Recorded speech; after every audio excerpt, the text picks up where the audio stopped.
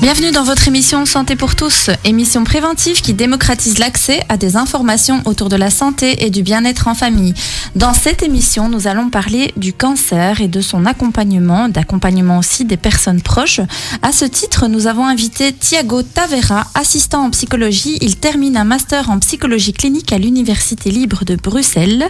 Il a travaillé l'année passée en oncologie à l'hôpital Bordet.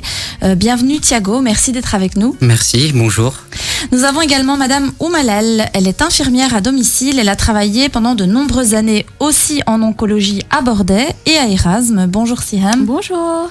Nous avons également invité, mais alors qui est en ligne, Monsieur Bouhamad Louaï. Donc je ne sais pas si vous m'entendez bien, Monsieur Bouhamad. Oui, je m'entends, c'est Bouimad. Bouimad, pardon, excusez-moi, j'écorche votre nom. Vous réalisez un master en médecine aussi à l'Université libre de Bruxelles et vous vous intéressez particulièrement à l'accompagnement des familles de personnes atteintes de cancer. Donc, bienvenue dans notre émission et merci d'être avec nous. Merci à vous. Nous avons aussi le docteur Girard qui est déjà venu dans une autre émission. Elle va devenir médecin fétiche chez nous. Elle est médecin généraliste de 0 à 99 ans. Elle consulte au centre médical L'Annec, avenue d'Hippocrate à Woluwe-Saint-Lambert. Elle nous parlera du cancer, de sa prise en charge et particulièrement en cette période. Merci Aurore d'être avec nous. Bonjour, merci de m'avoir invité. Alors, l'émission est réalisée en collaboration avec l'Espace Santé Famille, situé chaussée de Louvain 51 à Saint-Josse-ten-Noode. Vous êtes en direct sur Arabelle FM au 106.8. Nous répondons également à toutes vos questions via la page Facebook de l'émission Santé pour tous, parce qu'apparemment, nous avons un souci avec les appels et les SMS du 0488 106 800. Vous pouvez toujours essayer, mais si vous avez quand même des questions et que vous voyez que je n'en parle pas pendant l'émission, n'hésitez pas à aller sur notre page Santé pour tous et poser vos questions. Alors, même si nous connaissons bien cette maladie et que nous continuons à apprendre toujours un peu plus à son sujet, le cancer reste une réalité très présente dans le quotidien de beaucoup de personnes et il a la particularité de toucher toutes les couches de la société et ce dans le monde entier, comme nous l'indique l'OMS. Autrement dit, nous sommes tous concernés par ce mal qui ronge bon nombre de vies et de familles. C'est pourquoi nous avons décidé d'en discuter aujourd'hui avec des professionnels qui le rencontrent au quotidien. Docteur, peut-être pourriez-vous nous dire qu'est-ce que l'oncologie ? Bien, l'oncologie, c'est la spécialité médicale qui s'occupe particulièrement du cancer. Donc, ça peut être le diagnostic du cancer, sa prise en charge, les traitements, le suivi. Et le suivi, une fois que le cancer est guéri dans le meilleur des cas, ou en tout cas quand il est en rémission, et pour tous les contrôles après. Et donc, toute personne techniquement qui a un cancer passe via un oncologue, c'est ça ? Oui. D'accord. Classiquement, en tout cas à l'heure actuelle, quel que soit le type de cancer, il y a de toute façon une équipe multidisciplinaire qui se met en route, donc avec les différentes spécialités. Classiquement, la spécialité où est localisé le cancer, donc par exemple un gynécologue pour un cancer du sein, un gastro-entérologue pour un cancer de l'intestin, mais il y aura toujours un spécialiste oncologue qui peut être ce même spécialiste gynécologue, gastro-entérologue ou toute autre spécialité. Donc un spécialiste peut avoir deux spécialités. Ah oui. Mais il y aura classiquement un oncologue qui sera plus particulièrement dédié à gérer les traitements liés à ce cancer. D'accord, ok. Monsieur Tavera, en quoi consiste alors l'accompagnement psychologique des personnes qui sont atteintes de cancer ou en fin de vie ? Comment ça fonctionne ? Alors l'accompagnement psychologique, il va consister essentiellement à soutenir le patient dans ce parcours qui est très difficile parce que c'est une maladie qui va générer énormément d'anxiété et d'incertitude, que ce soit vis-à-vis du futur de la maladie en elle-même, est-ce que je vais guérir ou non, mais aussi vis-à-vis des projets de vie de ces personnes. Il y a beaucoup de personnes qui ont cette maladie, qui ont beaucoup de mal justement à se projeter dans le futur, à faire des projets parce que justement il y a des contraintes au niveau des traitements, on ne sait pas toujours comment va réagir un traitement et on ne sait pas non plus si un traitement va réussir ou pas, donc c'est très difficile de se projeter. Et on ne sait pas non plus comment la maladie va évoluer en fait au jour le jour. Il y a beaucoup d'incertitudes. Exactement. Et ça, c'est une source d'anxiété aussi. Oui, totalement. L'incertitude génère de l'anxiété par défaut en fait. Et donc avec ça, il y a justement donc toute cette angoisse et aussi ça va affecter toutes les sphères de la vie justement du patient. Donc c'est un parcours qui est très anxiogène et le but quand on est psycho-oncologue, ça va être justement de permettre entre autres, eh bien, de décharger le patient de toutes ses questions, de ses angoisses, d'être un support pour lui. Parce qu'on va pas toujours oser en parler en fait à sa famille, parce que on n'a pas envie de les déranger, on vit déjà suffisamment la situation que pour en parler. Et le psychologue, il a cette position justement externe qui va lui permettre de recevoir toutes les craintes, les plaintes qui peuvent déranger le patient. Et de cette manière, on peut aider le patient à mieux vivre sa maladie et à mieux vivre justement son parcours dans la maladie. Lui et bien sûr les proches qui, s'ils ressentent le besoin, bien évidemment, parce qu'ils sont tout autant impliqués dans le parcours contre cette maladie, ils peuvent aussi bénéficier d'une aide psychologique. Oui, c'est vrai qu'on peut du coup déposer sans filtre parce que parfois, la famille souffre du diagnostic et oui, si le patient vient déposer toutes ses peurs, toutes ses craintes en plus de sa souffrance physique, sa souffrance psychique, c'est parfois lourd peut-être pour la famille. C'est ça, totalement. Et certains patients vont même aller jusqu'à peut-être ne pas tout dire pour préserver la famille. On a exactement vu ça, ça, oui. Et puis on voit aussi parfois que la famille, même si elle essaye de justement aider le patient, elle va peut-être pas bien le faire ou le faire d'une façon qui va pas forcément convenir en fait au malade et ça peut amener à des tensions justement. Et ça arrive que les psycho-oncologues entrent en contact avec la famille ou ils ne sont que en individuel. Ça peut arriver on vous appelle en disant tiens, on parlerait bien avec la famille aussi pour peut-être mieux les aiguiller. Oui, ça fait partie de la démarche. On va même de nous-mêmes essayer de voir si la famille a besoin. On essaye aussi d'aller dans les chambres au moment où les familles sont là pour venir directement leur poser des questions, voir s'ils en ont besoin ou pas, s'ils arrivent à gérer, parce que parfois aussi ça arrive, on peut gérer totalement la situation. Et donc voilà. Ok. Madame Oualal, oui, vous voulez rebondir? Oui. Il y a aussi dans certaines communautés les familles qui veulent cacher l'aspect de la maladie ou le fait que la personne arrive en fin de vie, va décéder. Et ça, on nous demande souvent nous, ne lui dites pas, on préfère qu'il ne sache pas. Et ça, ça pose un problème. Oui, au niveau éthique, c'est quand même compliqué de ne pas dire à une personne qu'elle va mourir, ou alors de ne pas dire aux enfants qu'ils vont mourir. Moi, j'ai déjà eu les deux cas de figure dans mes consultations. Où on n'a pas voulu dire à la personne qu'elle allait mourir, la personne âgée. Et ça, c'est quand même, je me trouve, au niveau éthique. Ils pensent la préserver alors que c'est pas le cas. Et de l'inverse aussi, ne pas dire aux enfants que la personne va mourir et que les enfants apprennent sur le coup, en dernier recours, que la personne. Ça m'est déjà arrivé personnellement quand je travaillais à Erasme, la maman avait caché sa maladie qui était à un stade très avancé, qui est décédée 3 semaines après. Donc ça a été vraiment un choc pour les enfants et ils ont mis vraiment du temps pour s'en remettre et ils ont été en colère et n'ont pas pu profiter, je vais dire, des derniers moments. Oui, c'est ça. Mais je reste avec vous et du coup, comment travaille une infirmière en soins palliatifs? Quel est son rôle? Alors, c'est à peu près le même travail qu'une infirmière dans un service entre guillemets conventionnel, donc en chirurgie ou en médecine, sauf qu'on a un aspect psychologique. On va prendre le temps, on va pas imposer au patient, tiens, à 7 heures, c'est les médicaments, à 7 heures, c'est la toilette, à 7 heures, c'est un pansement. On va s'adapter à lui. Il y a un aspect énormément, vraiment l'aspect psychologique qui est important. On va lui parler, on va écouter ses peurs. On va s'adapter à lui en fait. On s'adapte à lui. La journée tourne autour de lui. Même s'il faut postposer une injection, la toilette à l'après-midi ou autre chose, c'est vraiment. Vous avez l'impression qu'on doit être encore plus à l'écoute du patient dans ces services-là? Dans ces services-là, d'ailleurs, les infirmières sont plus nombreuses. Au moins, elles peuvent prendre en charge le patient dans sa globalité. C'est ça qui est magnifique. À Bordé, c'est ce que j'ai énormément apprécié, c'est qu'on pouvait vraiment prendre le patient dans sa globalité, de A jusqu'à Z, et prendre son temps pour les soins. Après, Bordé, c'est un hôpital qui est quand même assez réputé pour tout ce qui est cancer. Les services sont plus petits, et ce qui permet, les chambres, il y a moins de chambres, et ce qui permet de prendre son temps. C'est ce qui est important dans ces services. On accompagne la personne en fin de vie, on n'est plus là pour guérir, mais on est là pour des soins de confort, pour que la personne soit là et n'ait pas mal en fait. C'est ce qui est important. C'est ce qui fait peur aux gens, c'est de ne pas souffrir.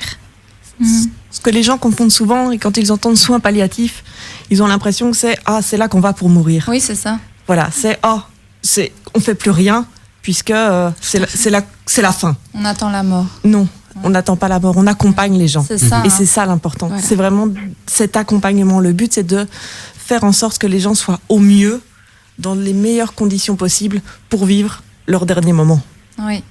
Et du coup, docteur, vous pourriez peut-être nous dire c'est quoi le cancer? Parce que voilà, on entend cancer, mais vous avez dit il y a différentes formes de cancer tout à l'heure.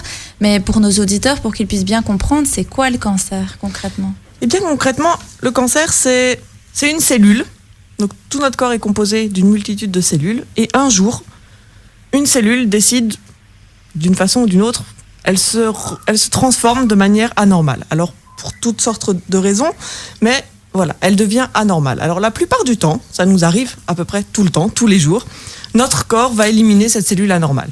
On a un système de défense, notre système immunitaire qui nous défend contre les virus, contre les bactéries, nous défend aussi contre nos propres cellules quand elles deviennent anormales. Mais de temps en temps, soit cette anomalie passe inaperçue par notre système immunitaire, soit les mécanismes de contrôle sont dépassés, ils sont insuffisants.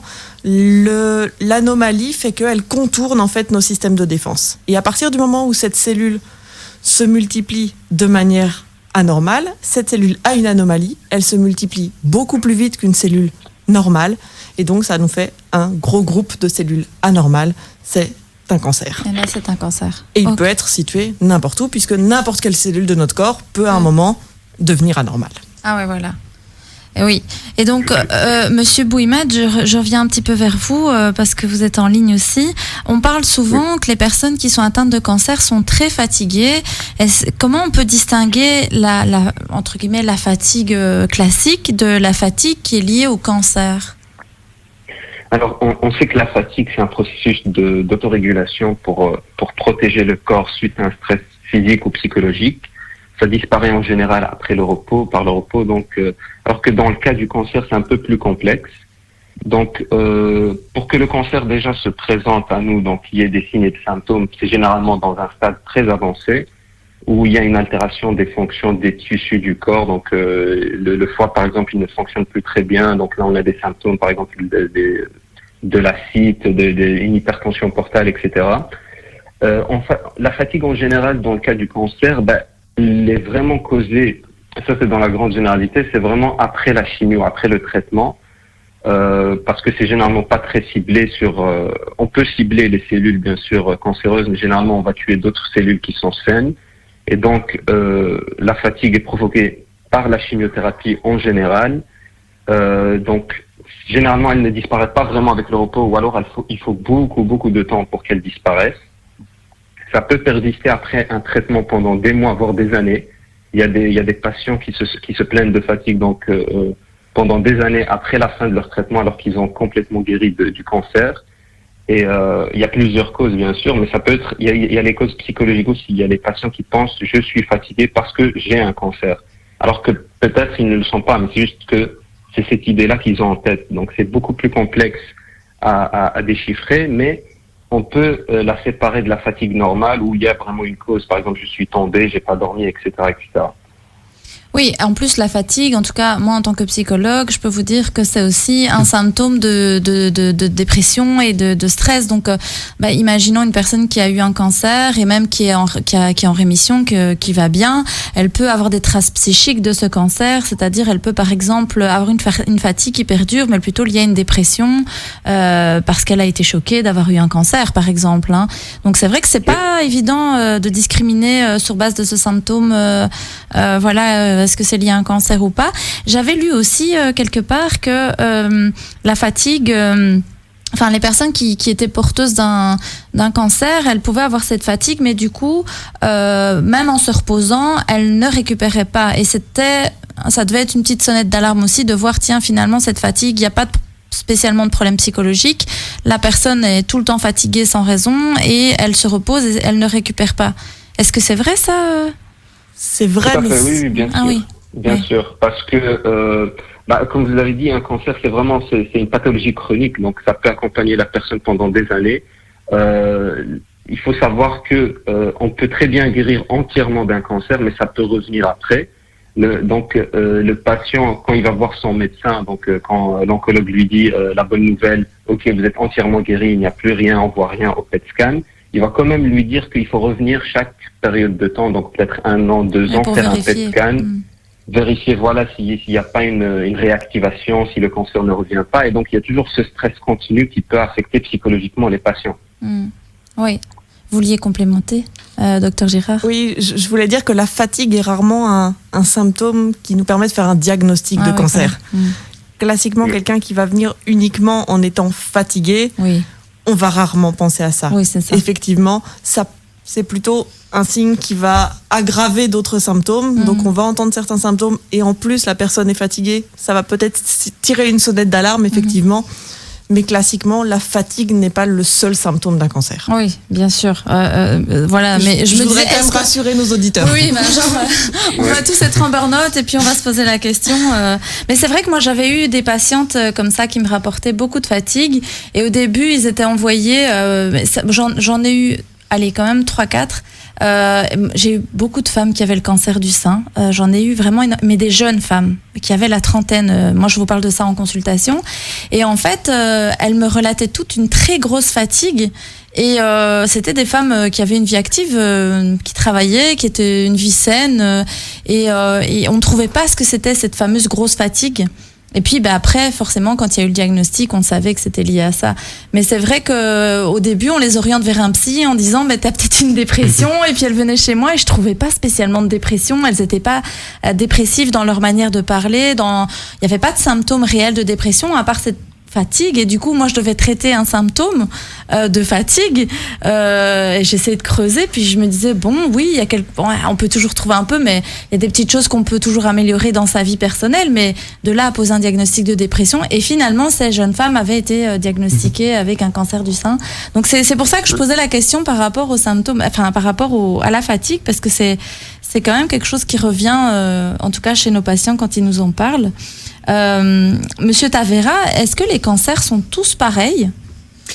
Alors, même si c'est vrai qu'on a souvent tendance à parler du cancer au singulier, mais il y a justement une multitude de cancers et même pour un même cancer général, donc par exemple le cancer du sein, pour ne citer que lui, il y a une multitude en fait de cancers différents. Oui, c'est pas du tout les mêmes en fait. Il y en a pour chaque cancer en fait est différent et il a ses propres spécificités qui correspondent à l'individu en fait qui le porte, si on peut dire ça comme ça.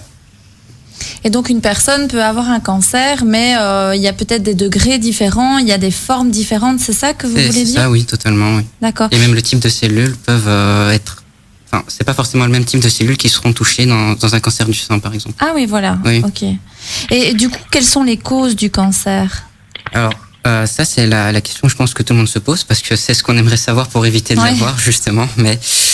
c'est plus compliqué que ça parce qu'en fait les causes du cancer en fait on sait pas vraiment les déterminer en tant que telles. Il y en a plein. Il y a des multitudes de causes du cancer et on les divise en deux groupes. Donc les causes internes et les causes externes. Les causes internes c'est donc tout ce qui est mutation héréditaire, génétique, voilà exactement. Les hormones, un dérèglement du système immunitaire, etc. Et ce qui est pour les facteurs externes, donc on a le mode de vie, donc par exemple fumer, boire, les deux surtout. Les facteurs environnementaux aussi, par exemple vivre à côté d'une zone polluée. Donc voilà, ça va probablement être un facteur. Et aussi les infections en fait. On va tous quitter Bruxelles. Exactement. Ok, et du coup, Madame Oumalal, je reviens vers vous. Est-ce qu'il y a des traces qui restent après le cancer? Bien sûr, il y a les cicatrices déjà suite aux opérations. Par exemple pour une mastectomie, le porte-à-4. Donc le porte-à-4, c'est un dispositif qui permet d'administrer les chimios. Donc c'est un petit peu l'appareil qui ressort, c'est un petit boîtier qui est accroché à la peau, qui est implanté et qui permet donc d'administrer des traitements lourds et dans la durée, quoi. Ça évite de mettre des injections en fait, de faire des injections. De faire tout le temps des injections. On pique dans cet appareil au lieu de piquer dans les veines. Ça détruit parce qu'en plus les chimios, c'est des traitements qui sont lourds et ça va irriter, ça va brûler, ça va ça va endommager le réseau veineux, on va dire, donc ce qui se passe dans les veines, quoi, dans les avant-bras. Et puis aussi les traces psychologiques. Vous voyez, les gens sont marqués par leur cancer et n'ont plus envie de vivre comme avant. Ils veulent profiter de la vie. Moi, j'ai remarqué, changer leur manière de fonctionner. Ils ne veulent plus s'attacher aux futilités. Moi, j'ai remarqué personnellement avec mes patients et ceux qui sont en rémission, ils peuvent changer ce genre de choses. Et les personnes qui malheureusement se dirigent vers des soins palliatifs ou vers une fin de vie, ils ont énormément de regrets pour certaines choses. C'est être attachés à des futilités, ne pas avoir profité de leur enfant. C'est toutes des traces qui sont là. Même si on ne les voit pas, elles sont là. Que ce soit au niveau physique et psychique, il y a des cicatrices, on va dire, psychiques et physiques, quoi. Ouais. Mais voilà, tout ce qui est physique, on peut traiter par une opération pour retirer une cicatrice ou mettre des implants pour une femme. Les cheveux repoussent, même si au début ils ne repoussent pas tout à fait comme avant, la structure du cheveu change. Mais l'aspect psychologique, moi je trouve, c'est aussi quelque chose qui est à traiter et à ne pas négliger. D'accord. On revient tout de suite, chers auditeurs, après une petite pause. On va continuer de parler de tout ça. Donc, vous restez avec nous. On parle du cancer aujourd'hui dans Santé pour tous. Je vous dis à tout de suite. Vous êtes de retour dans votre émission Santé pour tous. Donc, nous sommes accompagnés de professionnels qui travaillent au quotidien avec des personnes qui sont touchées par le cancer.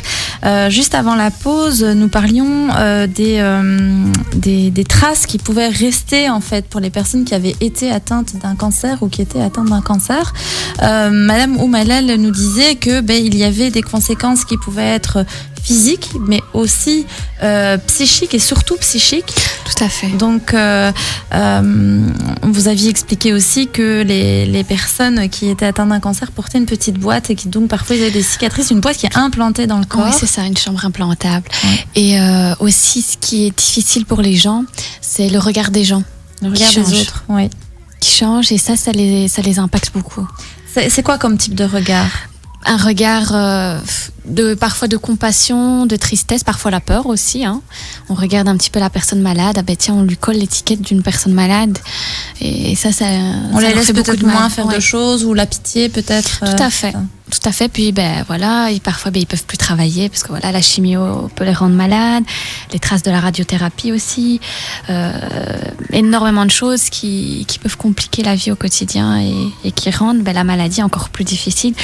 Quand ils ne sont pas à l'hôpital et qu'ils sont chez eux, quand ils ont fini leur traitement, ils ne veulent plus porter ce flambeau de la maladie. Je suis malade, j'ai un cancer. Ils veulent qu'on les regarde comme un être humain à part entière. Oui, c'est pas évident. Monsieur Tavera, vous vouliez rajouter quelque chose ? Oui, en fait, ce que je voulais rajouter, c'est que souvent, j'ai entendu quand je travaillais à Bordeaux, la plainte des patients qui disaient que ils aimeraient bien en fait revenir comme ils étaient avant la maladie, en fait. Et c'est quelque chose qu'ils ont beaucoup de mal à accepter parce que la maladie étant là, ou même s'ils l'ont déjà, même s'ils ont déjà guéri de la maladie, ils l'ont eu et donc ça a laissé des séquelles et ce souhait en fait de revenir à ce qu'ils étaient n'est souvent pas possible en fait. Et c'est une nouvelle réalité qu'ils doivent essayer d'accepter et c'est un travail qui est très difficile à faire en fait et ça laisse des traces.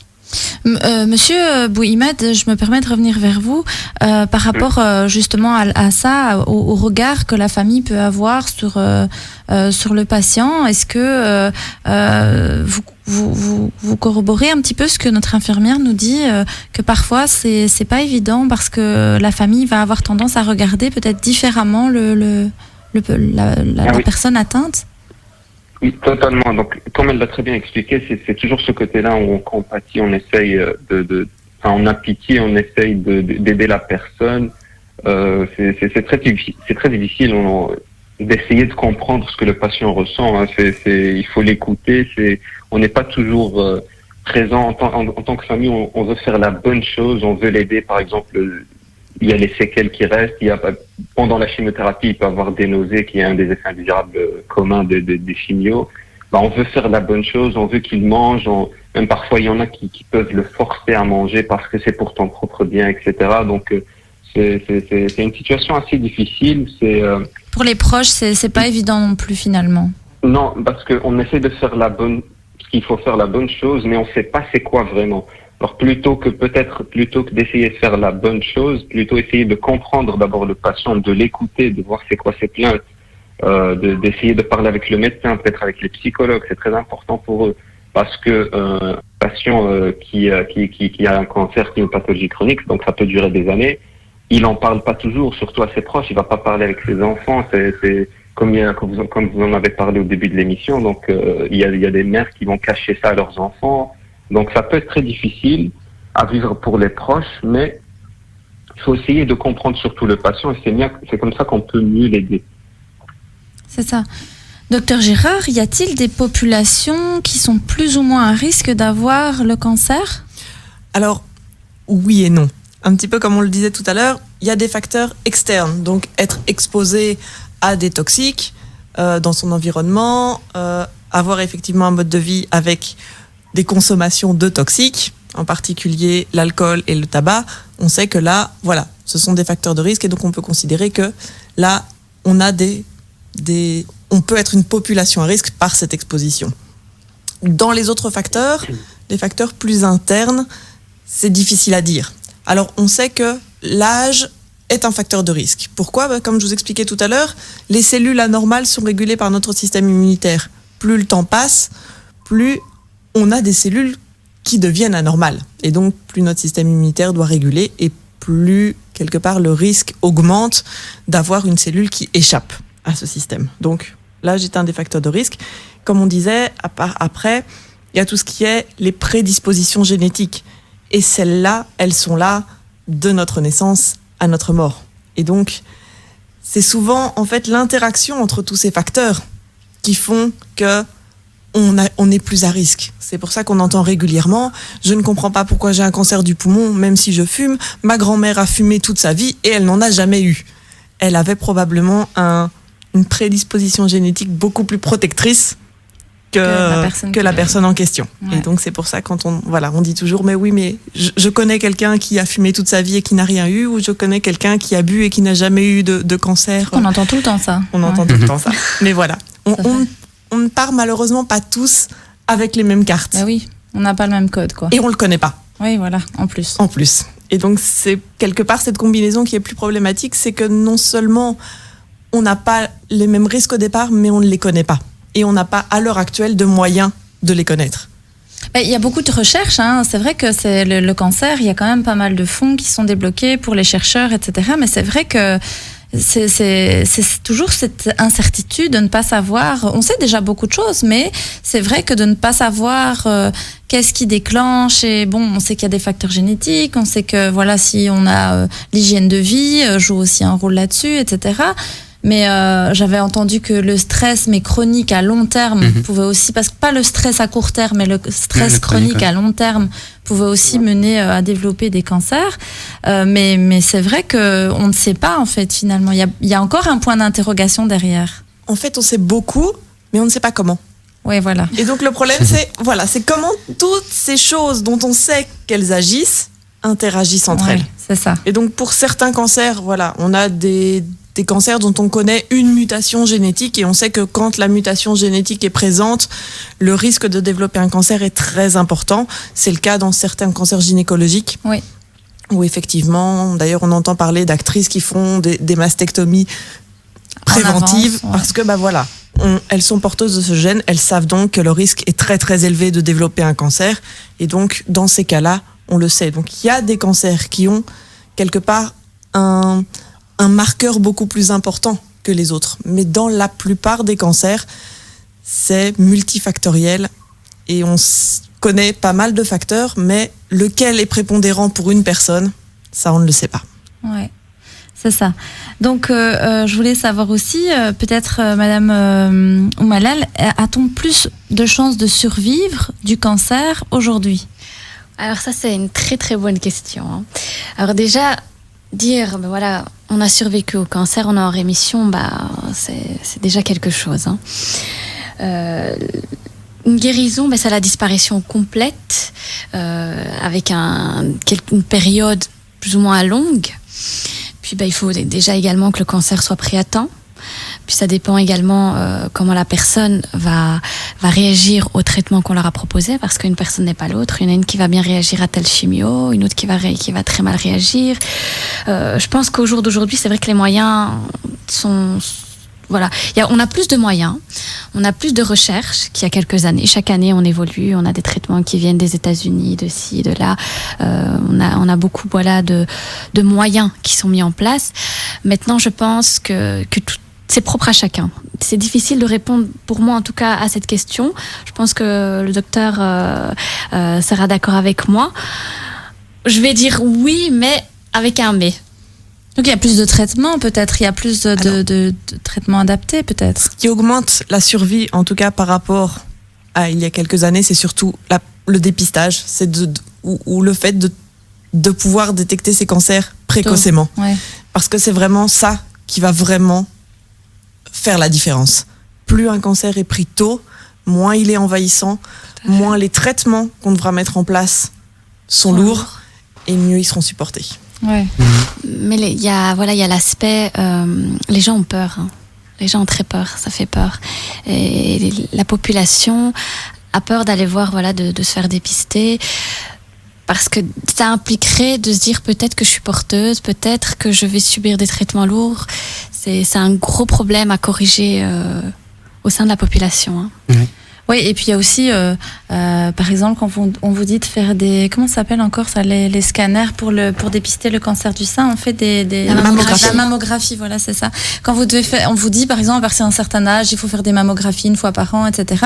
Il y a des personnes qui ont peur et qui vont se dire, ah oui, mais on va nous envoyer des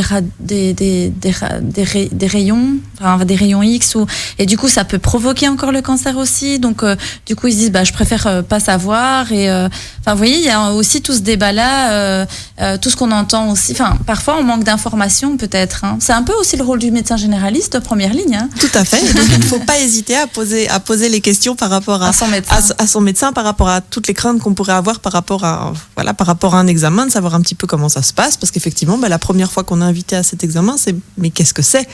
Comment ça se passe ?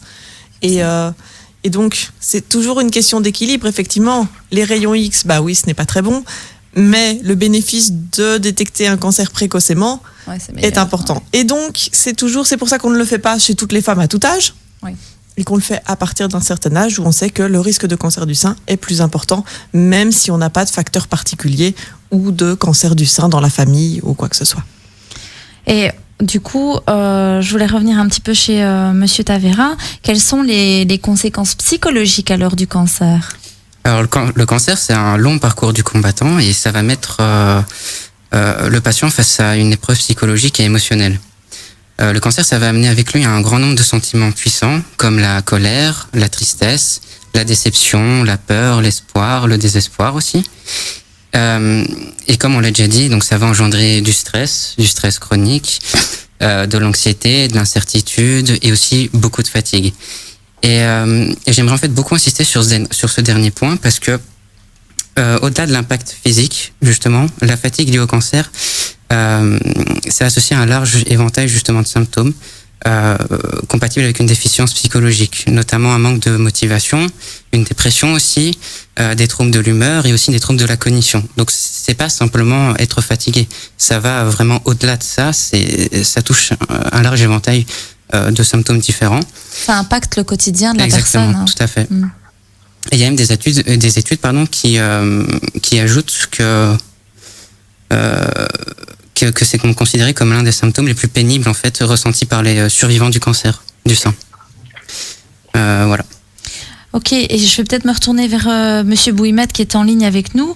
Peut-être pourriez-vous nous préciser alors du coup, mais l'impact que ça a sur la vie du proche qui est atteint de cancer. Alors, c'est très difficile pour un proche, bien sûr, de voir quelqu'un qu'il connaît atteint du cancer, subir tout ce qui est niveau de traitement, donc chimio, même juste avant tout ça, donc tout ce qui est la phase du début du diagnostic qui prend quand même un peu de temps pour faire tous les tests, les examens complémentaires, etc. C'est très difficile, il y a toujours cette peur, cette anxiété, on veut savoir, on espère que c'est pas ça, etc. Puis, quand c'est le cancer, eh bien c'est l'impuissance totale qu'il découvre. Donc on a peur, on stresse, etc. Mais c'est surtout quand on commence le traitement de la personne, on se rend compte qu'on peut rien faire. On se sent impuissant en fait. On se sent impuissant, c'est ça que vous voulez dire.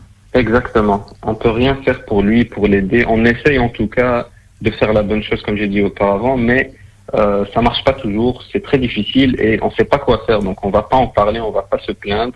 Donc ça peut être intéressant aussi pour l'entourage de parler à un psychologue. Hein. C'est de dire ce qu'on pense, ce qu'on ressent dans cette situation, justement, parce que c'est très difficile à vivre aussi pour les proches. Et est-ce que du coup, le médecin de famille, c'est quelqu'un aussi qui peut bien accompagner alors à ce moment-là et qui peut peut-être répondre aux questions de la famille et puis réorienter vers un psychologue aussi? Tout à fait, oui. C'est comme il l'a dit, Monsieur Thiago. Il y a les psychologues aussi qui viennent, donc justement s'il y a la famille qui est présente, ils viennent parler aussi un peu avec la famille. Parfois, ils peuvent prendre les numéros de téléphone, les appeler après. Surtout maintenant dans cette situation de Covid, on reçoit des coups de fil pour parler un peu de la situation, comment on le vit. Pour les étudiants aussi, ça peut être encore plus difficile. Et essayer de réparer ça et de voir ce qu'on peut faire. Ouais. Donc c'est important finalement d'avoir une approche globale et d'accompagner tant le malade que sa famille au quotidien. Chers auditeurs, je propose qu'on fasse une petite pause et qu'on puisse peut-être après rediscuter de tout cela. On va aussi voir dans cette partie comment le Covid a impacté aussi la prise en charge du malade. Donc restez avec nous et on pourra discuter de tout cela après la pause. À tout de suite, chers auditeurs. Vous êtes de retour dans votre émission Santé pour tous. Nous sommes en présence d'une infirmière, Madame Oumalal. Docteur Girard est aussi avec nous, Monsieur Tavera et Monsieur Bouimad sont également avec nous pour parler de psychologie aussi par rapport aux personnes qui sont porteuses de cancer et de l'impact sur la famille également. Juste avant la pause, nous parlions avec Monsieur Bouimad mais justement de l'impact sur le proche d'une personne qui est porteuse de cancer. Nous avons vu que c'était vraiment pas évident et que finalement la prise en charge devait être assez globale. Là, je reviens un peu vers Madame Oumalal. Finalement, le Covid a impacté aussi pas mal la prise en charge du patient. Et comment fait-on, comment ça se passe maintenant pour pouvoir soigner les patients la prise en charge doit-elle être adaptée avec le Covid? Alors tout à fait. Maintenant, il y a les mesures barrières. Ce qui complique la chose, c'est parce que le regard, le sourire sont très importants dans ces cas-ci. Et là, déjà, la personne elle a peur, elle est angoissée, elle a des incertitudes. Et le fait qu'on soit masqué, qu'on ait une visière ou une bouche de protection, ça met tout de suite, ça rajoute une peur en fait. Et le patient ne se sent pas en confiance. Puis on doit porter des gants. Du coup, il n'y a plus le toucher, ce qui est très important dans ces cas-ci. Hein. Oui. Et donc du coup, à cause du Covid, vous devez garder une certaine distance et même pour les soins, c'est avec des gants plastiques, avec un masque. Parfois aussi tout à l'heure, en off, on rigolait un peu avec Docteur Girard, mais des combinaisons en fait, d'astronautes presque. Oui. Dans certains cas. Dans certains services, effectivement. Il faut parfois être complètement habillé et du coup, c'est vrai que ça enlève au niveau relationnel. Pour ces patients dont on disait juste avant la pause, toute l'importance du relationnel, du contact à l'autre, qui est particulier parce que justement ils sont en souffrance et on demande par rapport à ça. Le contact non verbal est très très important et même le masque pour les patients même s'ils n'ont pas le Covid, qu'ils sont pas en isolement ou quoi que ce soit, ils reconnaissent plus leur infirmière ou leur médecin. C'est important. Il y en a aussi chez les personnes qui sont démentes, le fait d'avoir le masque, c'est un gros problème. Ah oui, ils peuvent délirer. Ah oui. Ils ont peur. Moi, j'ai déjà eu un patient qui m'a dit mais t'es qui et qui refusait les soins parce qu'il avait vraiment peur. Il me dit mais t'es qui, tu me fais peur. Oui, ils reconnaissent peut-être pas le visage. Oui, c'est vrai que c'est pas évident.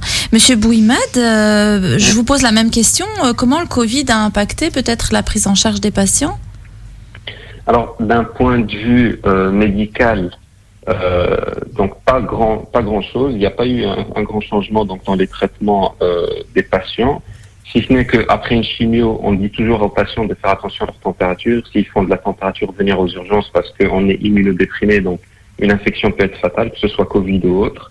Après, C'est sûr que si une personne est diagnostiquée du Covid, on va éviter de faire le traitement au même moment vu que le Covid, on a un manque d'informations, on n'a pas un traitement sûr à 100%, donc on va éviter d'aggraver la situation du patient.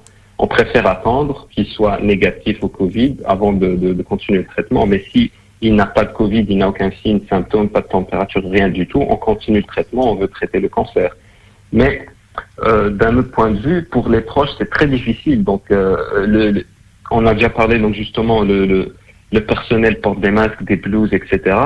Mais il faut pas oublier que pour les proches, ils ne peuvent plus rentrer à l'hôpital. Par exemple, à Bordeaux, on peut pas rentrer. On peut pas accompagner la personne, le patient. Donc, on vient, on la dépose à l'accueil et on attend dehors. On peut pas rentrer, on peut pas venir avec elle si elle peut pas marcher, si elle est fatiguée, etc. On ne peut rien faire. Et ça, c'est très difficile. On n'a aucun contact avec le patient. Et on peut, donc le sentiment d'impuissance qu'on parlait avant la pause, il est encore beaucoup plus grand. Voilà. Tout à fait. Oui, c'est vrai que c'est encore plus compliqué du coup. Et puis les personnes doivent se sentir aussi très seules face à leur maladie. Là où elles pouvaient être accompagnées d'un proche, là elles doivent faire face seules aux médecins. Et parfois aussi, vous avez certains patients qui parlent même pas français. Et donc, si le médecin va lui expliquer quelque chose, elle aura peut-être pas l'information. Mais je suppose que les médecins doivent s'adapter. Peut-être qu'ils appellent quand même la famille pour expliquer dans certains cas. Docteur Gérard. Ah oui, bien sûr, oui. Oui, voilà, c'est ça. Oui. Je me retourne vers le docteur Girard pour voir un peu, elle, comment elle fait dans sa consultation. Mais voilà, donc c'est déjà des choses qui nous arrivent. La barrière linguistique est quelque chose qui est un problème assez régulier à Bruxelles, puisque nous avons quand même pas mal de langues différentes qui circulent et malheureusement, tous les médecins ne sont pas polyglottes. Oui, voilà. Et donc, effectivement, nous avons classiquement des interprètes ou en tout cas des interprétariats par téléphone qui nous permettent de nous aider en tout cas dans ces cas-là. Et donc, à l'heure actuelle, heureusement, ces services d'interprétariat continuent de fonctionner, mais c'est pas toujours évident.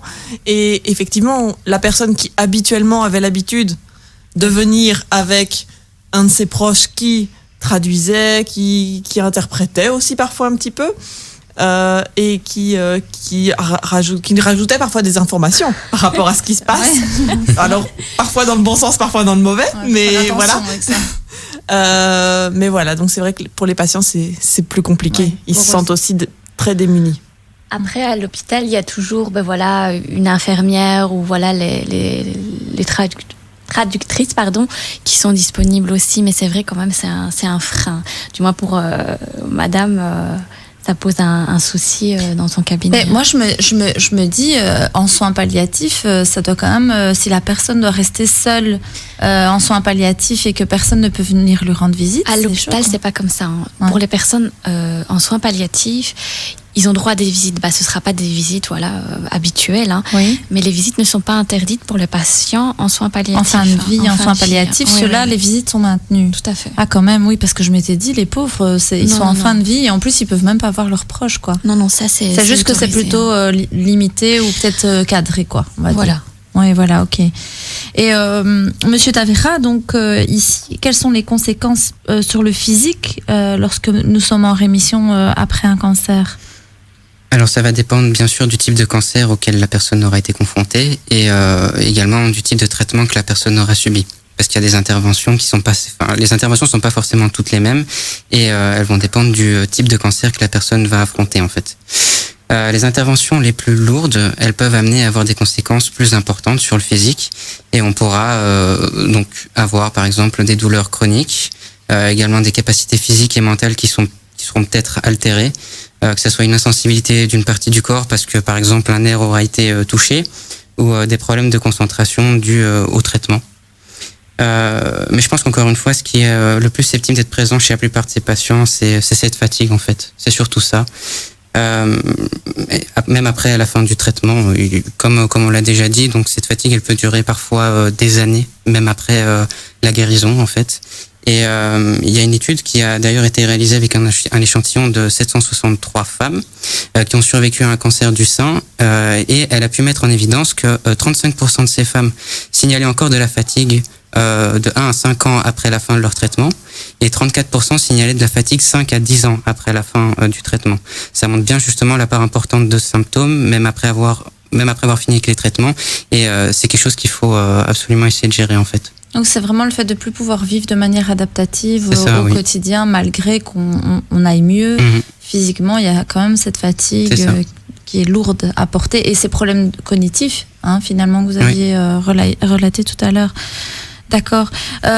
Monsieur Bouimad, qu'est-ce qu'on peut communiquer ou qu'est-ce qu'on doit communiquer, qu'est-ce qu'il faudrait communiquer à l'entourage du patient qui est atteint d'un cancer? Donc, alors, mis à part l'honnêteté totale dont les médecins doivent faire preuve et qui font preuve durant le traitement de la maladie, donc je trouve essentiel au début, c'est que expliquer au patient et à son entourage que le cancer c'est une pathologie chronique. Vraiment lui expliquer ça. On peut lui expliquer bien sûr qu'on peut s'en débarrasser à tout jamais, mais qu'elle peut revenir plus tard, ou alors qu'on peut vivre avec des métastases contrôlées pendant des années. Il faut bien lui faire comprendre ça. Donc c'est pas comme une grippe. On va chez le médecin, on nous donne des médicaments, on les prend pendant une semaine, on va bien. Donc on va dire que la vie va changer un peu pour le patient et son entourage. Il faut bien expliquer ça. Il faut faire comprendre aux patients aussi qu'il faudra continuer à faire des tests, des examens complémentaires, donc chaque X période de temps, pour s'assurer que la pathologie ne se réactive pas, ou bien qu'elle est entièrement contrôlée, ou qu'elle est entièrement disparue. Mais juste ce point-là, c'est le plus important parce que c'est rare que les patients le sachent tout seuls. Donc ce point-là, il est vraiment important et à mettre en évidence. Vous avez l'impression qu'en fait, il faut quand même donner assez d'informations à l'entourage aussi pour qu'il puisse réagir de manière adaptée avec la personne malade? Bien sûr, c'est tout à fait, parce que on n'est pas formé, les proches ne sont pas formés, ils ne savent pas toujours quoi faire. Est-ce qu'ils peuvent qui appeler dans certains cas? On ne sait pas vraiment quoi faire, on est impuissant comme on l'a dit. Donc former, c'est comme on a dit, c'est une approche globale. Il faut former le patient, son entourage, lui dire ce qu'on peut faire, à qui s'adresser quand il y a certains cas, et lui expliquer tout ça en détail. Madame Oumalel, est-ce qu'on doit avoir peur de se rendre à l'hôpital à cause du Covid? Ça dépend avec les infirmières ou les infirmières recrutées actuellement. Je plaisante. Oui, voilà, c'est ce que j'allais dire. Non, c'est pas du Covid qu'on doit avoir peur. C'est des infirmières. Exactement. C'est pas du Covid, mais à mon avis, faut avoir peur des projets de loi qui sont mis en place. C'est surtout ça. Non, mais il faut pas avoir peur parce que justement, la peur n'évite pas le danger, ni la maladie, ni quoi que ce soit. Et moi, j'ai eu énormément de patients, justement, qui avaient peur de se rendre à l'hôpital. Et pour finir, après, ils se sont retrouvés avec des pathologies plus lourdes ou des traitements plus lourds, des soins de plaie qui auraient duré une semaine. On s'est retrouvés avec des soins de plaie de 1 mois, 2 mois. Non, il faut pas avoir peur. Il faut prendre, ses précautions, son masque, son gel et aller, quoi. Il faut pas, Ça a amené à beaucoup de problèmes. Donc certes, il y a beaucoup d'examens qui ont été annulés parce qu'ils ne sont pas considérés comme urgents, parfois à tort. Donc moi, dans ce cas-ci, je suggère d'aller voir son médecin traitant qui, lui, pourra appuyer la demande de l'examen, mais il faut pas avoir peur, il faut y aller. Parfois, le médecin va appeler et va dire, c'est quoi ça? Le médecin traitant va appuyer la demande et dire, ce patient doit aller faire cet examen et le rediriger vers les urgences si nécessaire. Et je voudrais juste ajouter, il n'y a pas plus de risque d'attraper le Covid à l'hôpital qu'au supermarché. Oui, voilà, c'est ça, quoi. Tout à fait. Je crois même plus, au supermarché. Et je pense que justement, on va avoir une mortalité qui risque d'augmenter au-delà du Covid. Ça va augmenter d'autres pathologies, d'autres maladies. Il ne faut pas avoir peur. Il faut aller à l'hôpital. Il faut y aller. Quand c'est nécessaire, en tout cas, il faut y aller. Voilà. Ouais. Bon, chers auditeurs, je vous propose de clôturer cette première partie, mais nous allons continuer la deuxième partie avec les mêmes invités, toujours sur le même sujet. Et donc, je vous dis de rester avec nous. Nous avons des super invités et nous parlons du cancer, de l'accompagnement, de ce contexte Covid un peu particulier dans la prise en charge des patients. Donc, je vous dis à tout de suite pour cette deuxième partie d'émission. Vous êtes de retour dans cette deuxième partie de votre émission Santé pour tous, émission préventive qui démocratise l'accès à des informations autour de la santé et du bien-être en famille. Dans cette émission, nous avons commencé à parler de cancer. Nous sommes accompagnés de Thiago Tavera qui est assistant en psychologie et qui fait un master en psychologie clinique. Nous sommes avec Madame Oumalel qui est infirmière à domicile et qui a pas mal d'expérience dans l'oncologie. Monsieur Bouimad est avec nous aussi. Il étudie la médecine en master et il s'intéresse particulièrement à l'accompagnement des familles de personnes atteintes de cancer. Et enfin, nous avons notre docteur Girard, qui d'ailleurs travaille pas loin de l'hôpital Saint-Luc, juste à côté. Donc voilà, qui est médecin généraliste et qui vient un peu préciser certains termes. On s'était dit, en off, on discutait un petit peu de ce qu'on avait, des termes qu'on utilisait. On avait envie d'être bien clair avec les auditeurs pour qu'ils comprennent tout ce qu'on raconte. Pour l'instant, je trouve que ça va, ils se débrouillent pas mal, nos invités. Mais je voulais quand même préciser quelque chose parce que parfois les personnes peuvent ne pas distinguer qu'est-ce que c'est que la rémission et qu'est-ce que c'est que la guérison. Et donc, docteur Girard se proposait de peut-être expliquer la différence entre rémission et guérison. Tout à fait.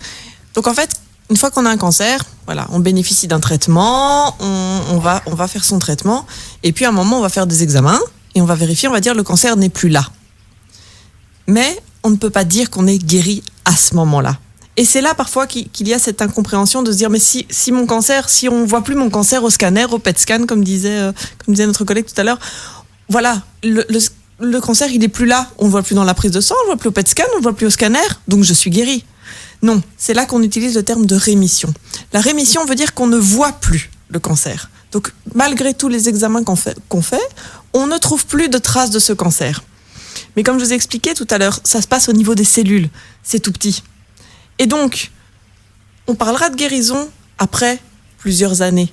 Selon le type de cancer, et ça, c'est ce qui va aussi varier d'un cancer à l'autre, selon le type de cancer, on pourra dire au bout d'1 an, de 2 ans, de 5 ans, qu'on est guéri si il n'y a aucune trace de réapparition du cancer. Entre-temps, on est en rémission. Donc, c'est-à-dire, il n'y a plus de traces cliniques du cancer, mais on ne peut pas encore affirmer qu'on a réussi à l'éliminer complètement. On est dans l'attente, en fait. Tout à fait. Et c'est pour ça que ce sont des périodes où il y a des suivis beaucoup plus réguliers. Et donc, les gens se disent, mais est-ce que je dois encore faire ces suivis puisque je suis guéri ? Non, c'est là la petite nuance. C'est une rémission. On ne peut pas assurer qu'on a réussi à tout retirer. Oui. Donc c'est pour ça que les personnes parfois ont du mal à aller encore en consultation en se disant mais de toute façon j'ai plus de cancer, pourquoi je dois continuer à aller voir un médecin ou continuer à faire mes examens alors que j'ai plus de cancer. Tout à fait. Et ça participe, comme on disait tout à l'heure, à cette anxiété de se dire mais voilà, finalement j'ai plus de cancer mais je l'ai quand même peut-être encore. Oui, l'incertitude toujours, ouais, c'est ça. C'est cette fameuse incertitude qui est pas évidente à gérer. Je voulais, on parlait un petit peu de la période Covid aussi tout à l'heure. Et donc, je me dis, comment on fait pour administrer les traitements en cette période de Covid ? Madame Oumalal, comment faites-vous, pour administrer les traitements ? Il y a rien qui change, rien de particulier. Le suivi est un peu identique. Je sais par exemple, mes patients Covid, généralement les médecins traitants nous envoient faire des petites injections pour surveiller également le patient. Je ne sais pas si le docteur demande aussi à ses infirmières à domicile de faire ça. Mais sinon, en soi, il n'y a rien qui change. Juste les gestes barrières. Sinon, rien de bien particulier. Le traitement, vous confirmez un peu ce que M. Bouimad disait tout à l'heure. Alors, Monsieur Tavera, qu'est-ce qu'on propose alors aux personnes qui se plaignent de fatigue liée au cancer ? Alors, donc, il y a plusieurs méthodes de gestion de la fatigue qui sont disponibles. Néanmoins, ce qui est le plus recommandé de la part du corps médical, ça reste le repos. Et donc, justement, le corps médical dit souvent aux survivants du cancer d'apprendre à vivre avec la fatigue en limitant leur activité afin de conserver leur énergie.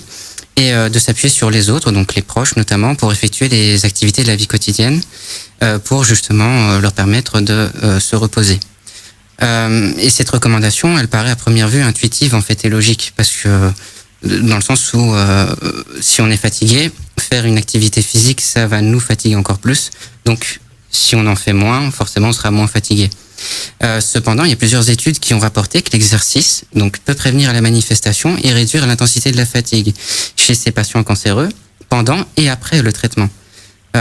Pourquoi ? Parce qu'en faisant de l'exercice physique, à son rythme bien sûr, ça va permettre au corps de s'adapter aux nouvelles conditions physiques et donc afin de pouvoir répondre à l'effort qu'on va lui demander de fournir. Et de cette manière, on va permettre de réduire en fait cette fatigue. Le corps va simplement s'adapter aux nouvelles conditions et de cette manière, ça va permettre de la calmer. Et donc ça, c'est la méthode en fait qui, selon les études pour l'instant, fonctionnerait le mieux pour réduire cette fatigue.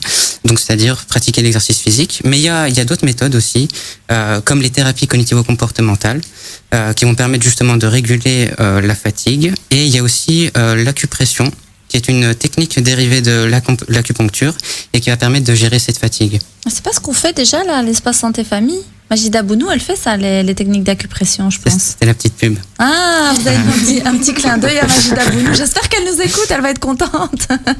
Oui, elle fait ça, de l'acupression avec pas mal de nos patients. Et c'est vrai que les patients, ça leur fait beaucoup de bien en général. Hein. Ils se plaisent là-dedans.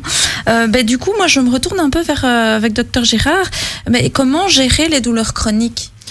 Alors, il n'y a pas de réponse simple, de nouveau.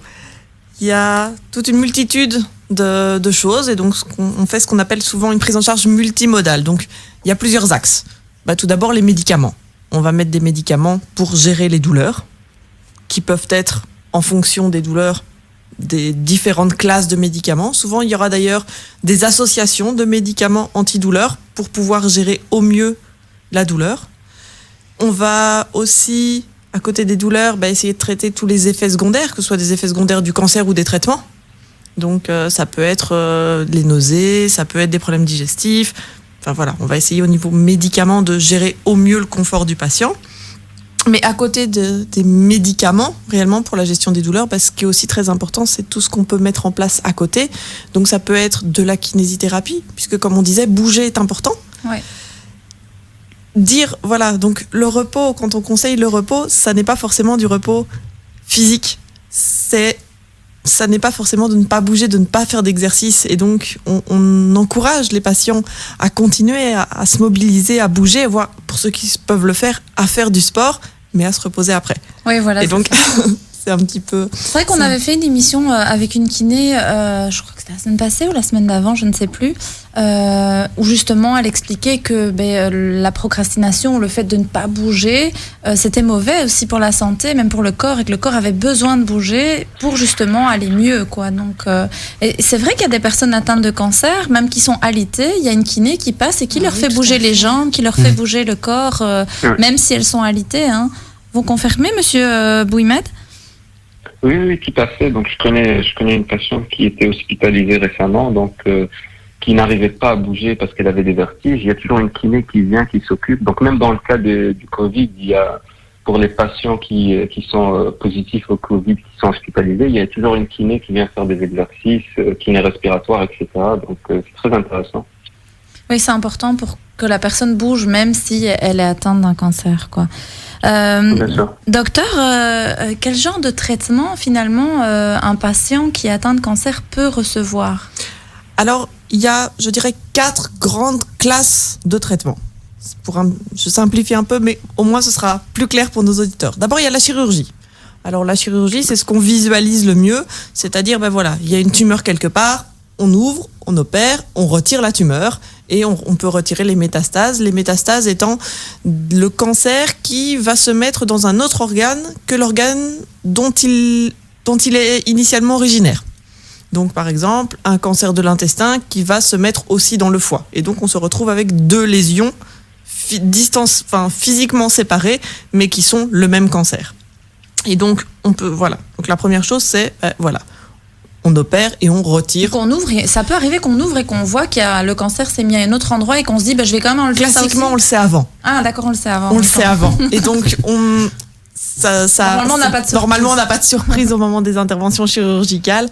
Mais voilà, c'est pour ça parfois qu'on a des interventions où on retire un peu plus que ce qu'on avait pensé initialement parce que on voit que la lésion est plus étendue. Ça arrive parfois et donc c'est plutôt ce genre de mauvaise surprise qu'on peut avoir que de découvrir une nouvelle lésion. Donc ça, c'est pour ce qui est de la chirurgie.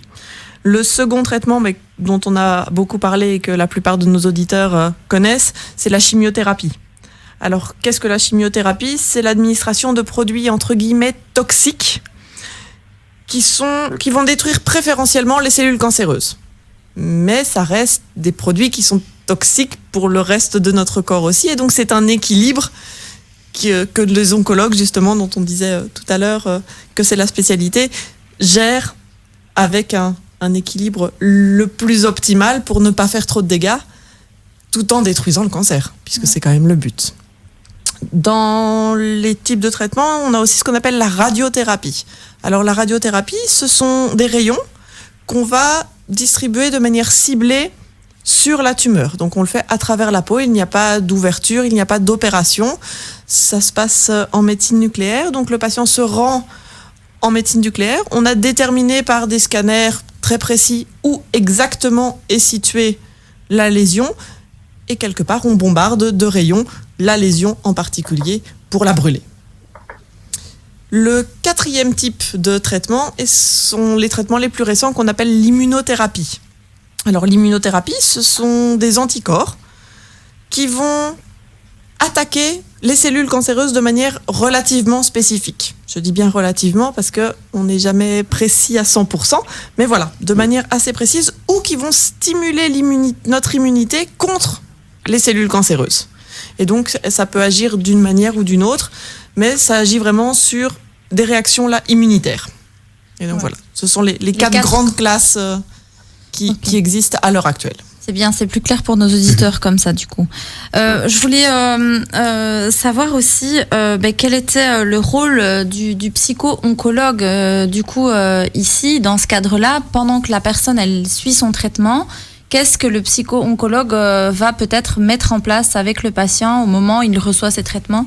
Donc, il faut savoir que le psycho-oncologue, sa fonction de base, c'est vraiment genre écouter et accompagner le patient à chaque étape en fait de la maladie, à partir du diagnostic jusqu'à la fin où on le déclare réellement guéri.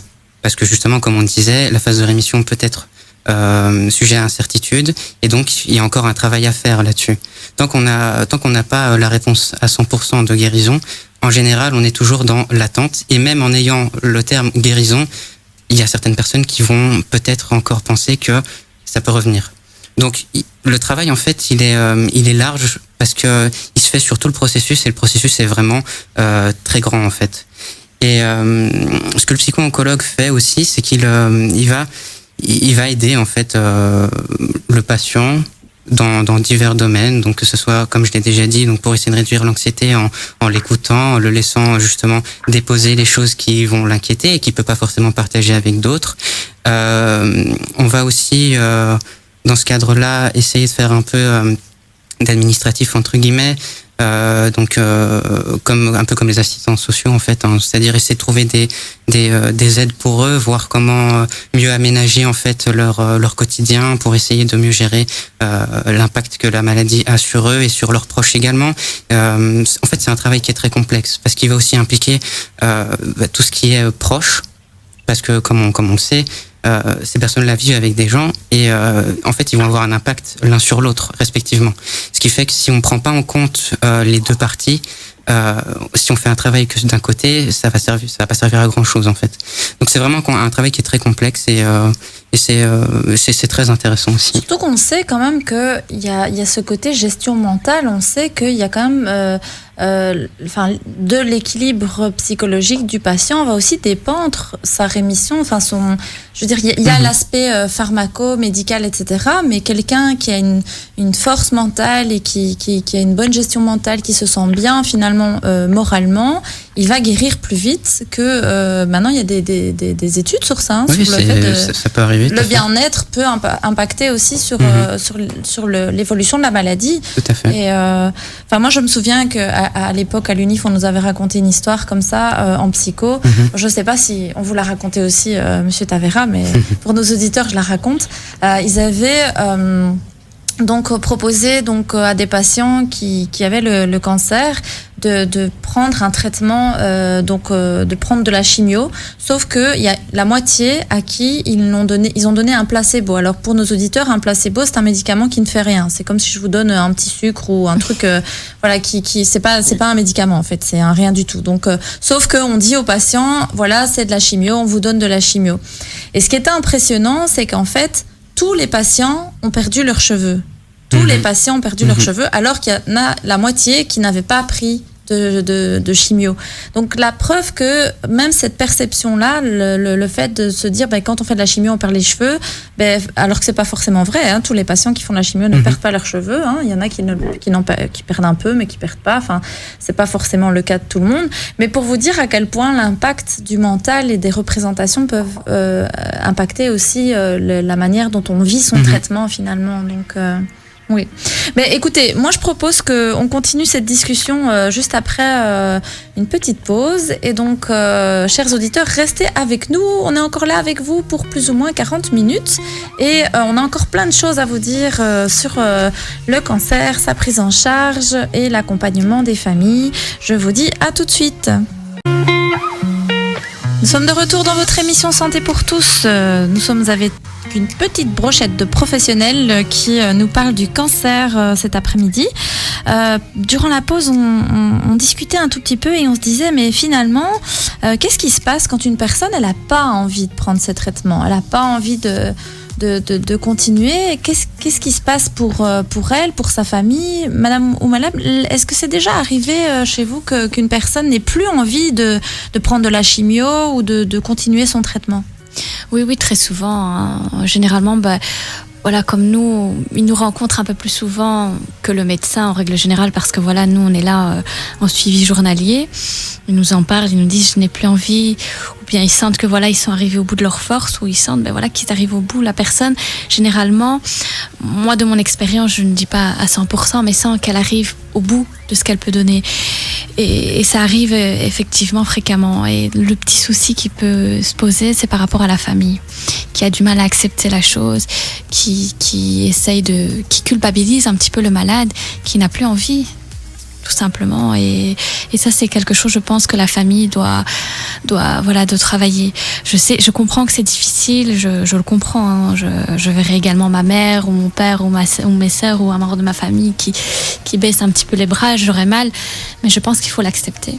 Surtout si la personne est en fin de vie, qu'elle se dit juste j'ai juste envie de partir, je suis fatiguée. C'est des traitements qui sont quand même lourds pour certaines personnes, qui amènent à des effets secondaires aussi qui peuvent être très compliqués, et la personne n'a juste plus envie et elle sent qu'elle arrive en bout de course et qu'elle veut juste profiter de ces derniers moments de manière sereine et confortable. Oui, par exemple, être à la maison au lieu d'être à l'hôpital, par exemple. Moi, maintenant que je suis infirmière à domicile, j'ai pas mal de patients, en fin de vie, en soins palliatifs à la maison.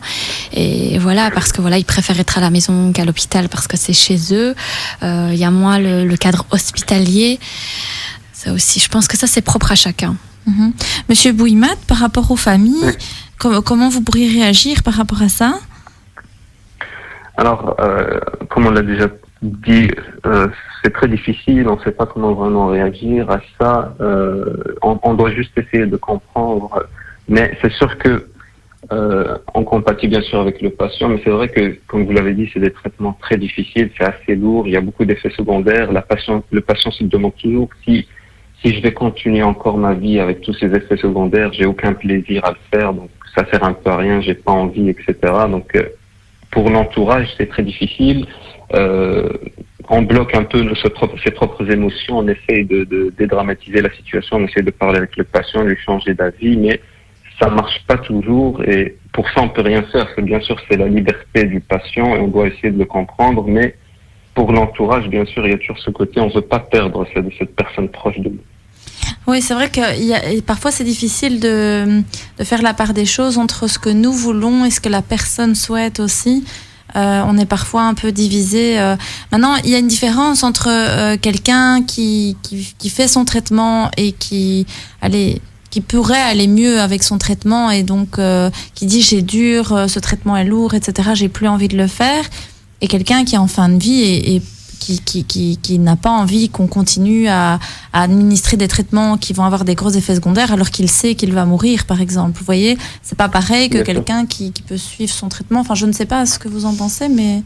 Je pense que dans les deux cas, il faut entendre. Ouais, c'est vrai. Il faut entendre que même si c'est quelqu'un qui pourrait s'en sortir, il faut pouvoir entendre qu'à un moment, la personne est à bout. Oui, elle a plus envie. Et donc, que ce soit quelque chose de temporaire, une phase ou quoi que ce soit, mais il faut pouvoir l'entendre. Ouais. Parce que le nier complètement en disant, mais si, tu vas voir, ça va aller, c'est juste que t'es découragé, et bien en fait, la personne se sent juste pas écoutée. Oui, ça c'est Exactement, et parce qu'il n'y a pas que la chimio, la radiothérapie, il y a aussi l'aspect, par exemple, alimentaire. La personne, il y a des aliments qui sont proscrits pendant une chimiothérapie. Ah oui Ah oui. Donc c'est beaucoup de... Il faut réapprendre à vivre. Il y a un régime particulier. Mais ça, c'est des choses qu'on ne sait pas. Moi, je savais même pas que quand tu faisais de la chimio, tu n'avais pas le droit de manger certains aliments. Quoi. Si, comme tout ce qui est agrumes. Encore plus avec l'immunothérapie qu'avec les chimiothérapies, mais les régimes peuvent être très drastiques. Par exemple, certaines immunothérapies bannissent le café, ce qui est embêtant pour de très nombreux patients. Tout à fait. Ouais, ça, c'est vrai que c'est pas super chouette. Moi, ça va, je bois pas de café. Je sais pas si, par contre, pour le thé, mais oui, c'est vrai qu'on se rend pas compte parce que du coup, quand on entend, je prends plus de plaisir à rien parce que si tu peux pas manger ce que tu veux, si tu peux pas vivre au quotidien comme tu veux, quel est le sens, quel est le but de vivre encore alors? Tout à fait, on peut avoir également des lésions dans la bouche, des aftes, plein de choses, la sensibilité voilà, il n'y a pas que on suit un traitement et tout ça, c'est la vie qui change. Moi généralement, j'ai mes patients qui me disent j'ai l'impression que ma vie elle s'est arrêtée. Je sais pas si vous, le docteur, vous avez aussi un petit peu ce retour-là. Oui, les patients classiquement, ceux qui arrivent en rémission après disent voilà, il y a toute une période de ma vie qui a été mise entre parenthèses. C'est ça. Et puis, voilà, on réapprend à vivre différemment, comme le disait M. Thiago tout à l'heure. C'est une nouvelle vie, une nouvelle façon de vivre qu'il faut mettre en place et faire le deuil de son ancien soi. C'est ça.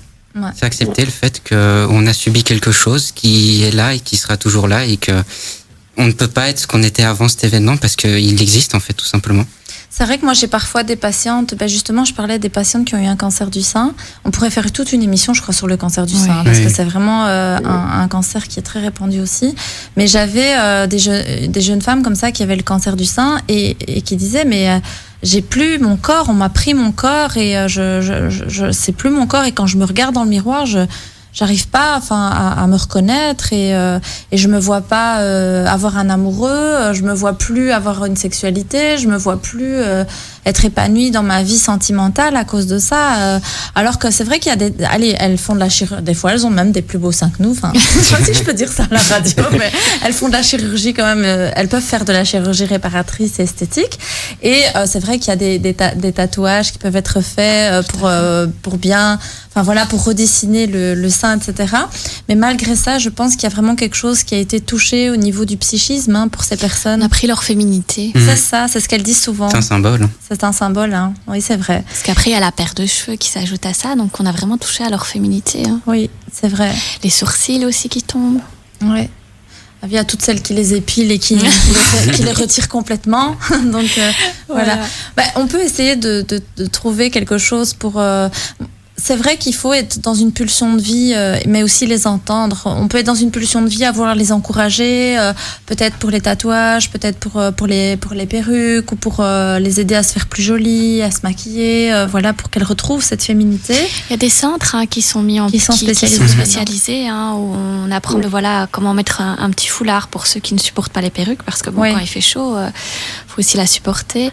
Il y a plein de choses qui peuvent être mises en place, je pense. Ah oui, mais c'est vrai que j'avais eu des contacts aussi avec à Bordeaux. Il y a des médecins spécialistes et qui vous disent un peu, qui orientent aussi, là-bas, tu peux aller faire un tatouage sur ça. J'ai des médecins qui connaissent des tatoueurs qui font, par exemple, que ça. Et je me dis, mais c'est génial, ça. Et à Bordeaux, il y a des dames également qui passent dans les services, ou qui réapprennent aux femmes à se maquiller. Ah ouais. Des esthéticiennes, par exemple, comme ça. C'est top. Ouais, ça c'est chouette. C'est des esthéticiennes sociales ou comment ça s'appelle ? Je ne me rappelle plus exactement le nom, mais elles sont vraiment spécialisées dans ce domaine-là et franchement, elles sont top. Ouais, c'est vrai qu'elles redonnent un peu le sourire aussi. Mais du coup, je me demandais aussi, en tant que professionnelle de la santé, parce que travailler dans ce domaine-là, c'est quand même pas rien.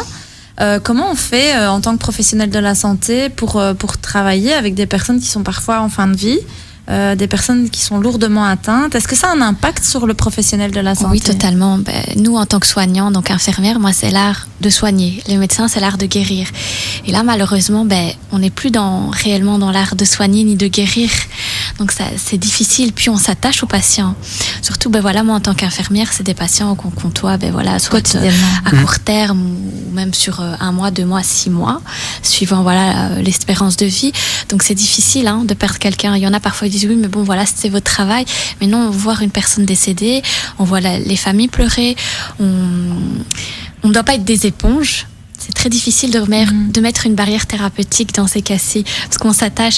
Et même, je pense à notre médecin, traitant, qui parfois voit des patients, depuis des années, et à qui on annonce, une maladie qui est incurable, malheureusement. C'est dur. On peut pas, tiens, c'est bon, notre journée est finie, on n'y pense plus. On est touché. Mais après, au sein de l'hôpital, il y a des réunions avec des psychologues et on discute de tout ça. Vous êtes supervisé dans les hôpitaux? Oui. Ouais. Au domicile, un peu moins, malheureusement. C'est ce qui est un peu difficile. Après, il y a des psychologues qui ont mis des numéros en place pour les professionnels de la santé qu'on peut appeler quand on a difficile psychologiquement, et ça, c'est pas mal. Mais c'est vrai que les infirmières à domicile, ou peut-être aussi les médecins traitants, je trouve qu'il y a un manque à ce niveau-là, et peut-être qu'il faudrait le combler. Oui. Vous êtes d'accord, docteur Girard? Oui, classiquement, surtout quand on imagine le médecin traitant peut-être plus encore à l'ancienne, celui qui travaille tout seul dans son cabinet, il est vraiment tout seul.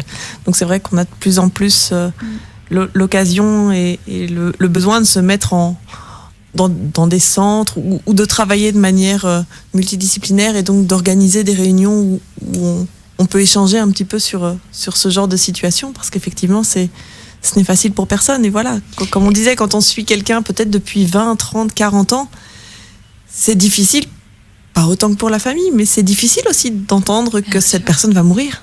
Ouais.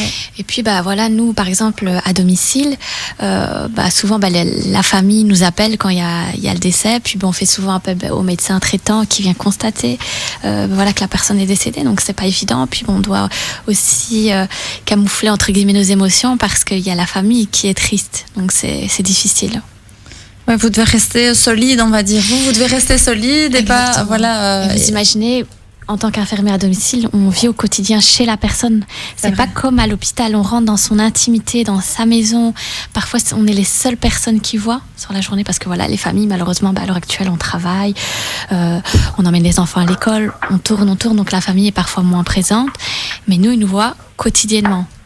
Parfois 2, 3, 4 fois par jour, suivant les personnes, leur état de dépendance. Donc, je me souviens, on avait fait une émission sur les soins à domicile avec une ergothérapeute et une infirmière aussi. Elle nous disait que parfois, c'était les seules personnes qui voyaient, c'était leur médecin, leur infirmière. On devient la boulangère. Ils te disent, tu peux aller chercher du pain. Tout à fait. Exactement. Puis on leur apporte un petit cadeau pendant les fêtes aussi, ça leur fait plaisir parce qu'il y a beaucoup de personnes qui sont isolées. Ouais. Et puis aussi des personnes, après ça c'est un autre sujet, on va déborder, mais qui n'ont pas les moyens d'aller dans des structures comme dans des homes qui coûtent malheureusement extrêmement cher. Donc la précarité... L'isolement et la précarité, c'est quand même un truc un peu hard ici. Mais surtout, je trouve à Bruxelles, nous, on fait justement à l'espace santé famille, on organise des moments de rencontre entre personnes qui sont seules, justement parce qu'on a remarqué qu'il y avait trop de gens qui étaient seuls et qui avaient besoin de changer les idées. Alors on organisait, maintenant avec le Covid, on peut plus sortir, on peut plus organiser des sorties, mais on organise des sorties, des voyages entre personnes seules et c'est chouette. Et parfois il y a des familles qui se joignent à nous aussi, mais ça, je trouve que justement le Covid a mis cette barrière et les personnes isolées sont d'autant plus isolées. Mais oui, bien sûr, c'est pire. Et ça crée d'autres problèmes, des suicides, des grosses dépressions. Nous, on a des grosses décompensations. Nous, perso, à Espace Santé Famille, on a vraiment des cas qui nous appellent, des cas lourds, quand même des gros conflits de couple aussi. Mais bon, ça, c'est un autre sujet encore. Mais c'est vrai que les personnes qui sont atteintes de cancer... Monsieur Bouimet, vous êtes d'accord avec ça, que finalement, ça isole encore plus cette histoire de Covid Comment les familles peuvent faire pour... parce qu'en plus, normalement, vous ne pouvez pas aller rendre visite aux personnes qui... Si en plus, elles sont en chimio ou elles ont le cancer et qu'elles sont à la maison, l'infirmière peut venir, mais peut-être pas les petits-enfants, par exemple. Oui ? Ah non, pas du tout. Ouais, effectivement, donc c'est très difficile de gérer cette situation avec le Covid. Donc la seule option reste le téléphone, c'est la seule possibilité. Après, c'est c'est assez difficile quand une personne, par exemple, est hospitalisée, c'est essayer de l'appeler pendant les moments où elle ne dort pas parce qu'elle est fatiguée ou elle ne fait pas des tests complémentaires ou quelque chose comme ça. C'est essayer de matcher ces horaires-là, c'est assez difficile. On a peu de contact avec, c'est très difficile, on n'arrive pas à voir, surtout pour les personnes qui sont hospitalisées sur le long terme, c'est assez difficile de pas voir le patient, donc on n'a pas vraiment de solution. Le seul point, c'est un des points positifs, c'est que il y a des services de psycho-oncologie qui appellent généralement la famille pour en parler un peu, pour voir s'ils veulent en parler une autre fois. C'est très important, je trouve. Ça peut être intéressant pour la famille d'en parler aussi. Oui, donc c'est bien, c'est vraiment important, une équipe multidisciplinaire autour du patient. Le psychologue, il a quand même une place, un rôle central dans la prise en charge du patient à ce moment-là. Et donc c'est un peu ce que disait Monsieur Tavera. Je reste avec vous, mais je me demandais aussi, est-ce que vous diriez vous que la relation avec une personne, enfin avec la famille, une personne porteuse de cancer, elle peut s'abîmer, se détériorer, ou est-ce qu'elle évolue, ou est-ce qu'elle est différente? Enfin, est-ce que la relation est différente? Enfin, est-ce qu'il y a des changements dans la relation entre les proches et une personne qui est atteinte de cancer? Alors, je pense que dans la grande majorité des cas, elle s'améliore, on devient beaucoup plus proche avec sa famille, et il y a toujours cette peur, l'anxiété, on ne sait pas quand on va mourir, bien sûr, avec cette pathologie. Donc, on devient un peu plus proche, on a peur donc de mourir bientôt, donc on devient plus proche, on s'occupe plus des autres personnes. Mais il y a pour certaines personnes, malheureusement, il y a toujours ce déni, ils pensent un peu de manière pourquoi t'es tombé malade. Ça, c'est souvent les personnes âgées un peu... Ça arrive un peu, mais c'est pas vraiment le cas souvent. Donc, en général, je trouve que la relation s'améliore. La relation s'améliore, c'est-à-dire qu'on revient plus à l'essentiel, c'est ça? Parce que moi, j'avais lu que parfois, les personnes qui étaient porteuses d'un cancer, avec les traitements, elles pouvaient être plus irritables, ça pouvait créer plus de conflits. Il y en a qui voulaient aussi parfois se renfermer sur elles-mêmes et ne pas montrer leur maladie à leurs proches, et donc elles vont s'isoler pour ne pas montrer qu'elles sont malades. Il y a parfois des situations comme ça qui sont un peu plus complexes aussi. Monsieur Tavera, C'est exactement ça en fait. C'est un peu dans la continuité de ce qu'on dit. Donc les traitements, bêtement, peuvent impacter... Ils ont un impact en fait dans le système cognitif, comme je l'ai déjà dit, et notamment au niveau de la fatigue. Qui dit fatigue dit aussi irritabilité, dit plus de susceptibilité. Et donc, c'est vrai que si on a des personnes qui sont un peu moins compréhensives, par exemple, c'est vrai qu'elles peuvent empirer la situation. Et donc, à ce moment-là, il y a peut-être des conflits qui peuvent se générer. Et c'est un peu aussi le but du psycho-oncologue de détecter justement ces petites anomalies qui peuvent exister, qui peuvent être normales en fait. On n'a pas tous non plus les capacités de reconnaître le pourquoi de la personne va mal. En fait, il n'y a pas d'obligation à ça. Et justement, pouvoir appuyer ces petits points-là, essayer de remettre les choses en l'état, de faire comprendre aux gens, ça permet d'améliorer la situation grandement en fait, et de ramener en fait cet équilibre qui est perdu et qui parfois amène même le patient en fait à arrêter ses traitements parce que elle en a marre en fait tout simplement. Oui. Donc tout à l'heure on parlait justement de laisser le patient pouvoir s'exprimer par rapport à son vécu, par rapport au traitement, s'il a plus envie de le prendre, voilà. Et donc l'idée c'est vraiment d'aller le chercher là où il est et de respecter ça aussi même par rapport à ses changements d'humeur, de voir il change d'humeur, on le prend là comme il est et on sait que c'est à cause de sa maladie et donc on va pas peut-être surenchérir quoi. C'est un peu ça. Ok, chers auditeurs, il nous reste encore 20 minutes, mais on va devoir faire une petite pause. Et donc, pour cette dernière partie d'émission, nos spécialistes vont vous donner quelques conseils. Et donc, je vous propose de rester avec nous. Dans quelques instants, nous revenons après la pause.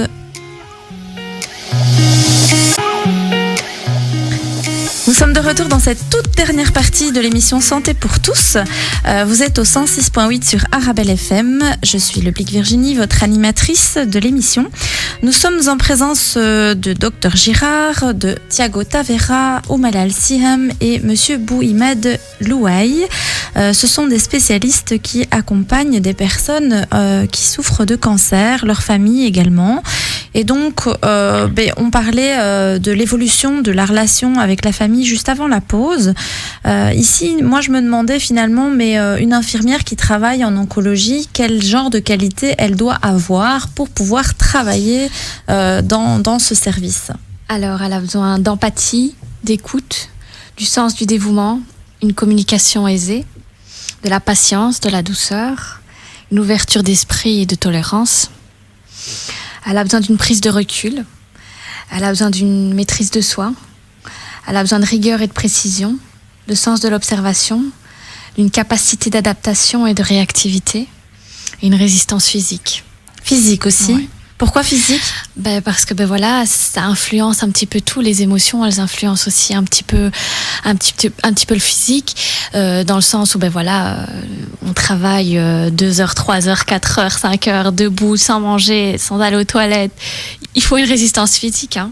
Ouais. C'est important. Hein. Même en cette période, hein, avec le encore Covid. Plus, alors là, encore plus. Hein, vrai quand on est déguisé en cosmonaute pendant plusieurs heures, c'est difficile. Hein. Ouais. D'ailleurs, il y en a qui disent qu'ils se retiennent même d'aller aux toilettes. Ah ouais, mais tout à fait. Pour pas devoir tous déshabiller, tous rhabiller. Parce qu'en plus, c'est chez chaque patient qu'il faut s'habiller, se déshabiller. Ah, hein. oui. Parce qu'on se promène pas dans tout l'hôpital en cosmonaute. Hein. Ouais. C'est vrai qu'il y a pas longtemps, j'étais en pédiatrie à Saint-Luc, aux urgences. Et comme on revenait de vacances, c'était pendant l'été, là, on revenait de vacances à l'étranger. Donc la dame, elle avait mis toute une combinaison là pour ausculter mon fils, et j'ai vu qu'elle l'avait mis que pour nous, et après elle avait tout jeté, et puis elle était repartie. Et je me dis mince, alors et si elle revient, elle va devoir le remettre. Mais c'est vraiment ça. Hein. Ouais. Donc ça amène à d'autres problèmes, à être moins présente, malheureusement, à ne pas répondre à la sonnette du voisin qui appelle depuis 20 minutes parce que voilà, on peut pas sortir comme on veut d'une chambre.